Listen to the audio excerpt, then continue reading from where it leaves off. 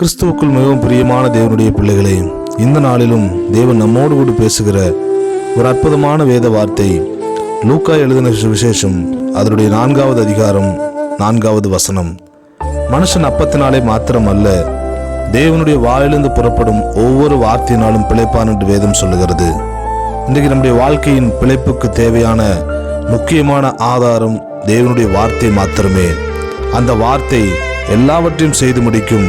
ஆதியிலே வார்த்தை இருந்தது, அது தேவனிடத்தில் இருந்தது, அந்த வார்த்தை தேவனாய் இருந்தது என்று சொல்லி வேதம் அருமையாய் சொல்லுகிறது. அந்த தேவன் வார்த்தையாக நமக்குள்ளே வாசம் பண்ணும் பொழுது எல்லா தேவைகளையும், எல்லா காரியங்களையும், எல்லா பலவீனங்களையும் நீக்கி நம்மை பலப்படுத்தி நடத்துவதற்குள்ளவராய் இருக்கிறார். சங்கீதக்காரன் சொல்லுகிறார், அந்த வார்த்தை என் கால்களுக்கு தீபமும் என் பாதைக்கு வெளிச்சமும் என்று சொல்லுகிறார்.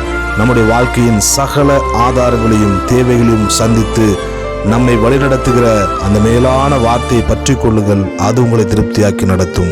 ஆமென்.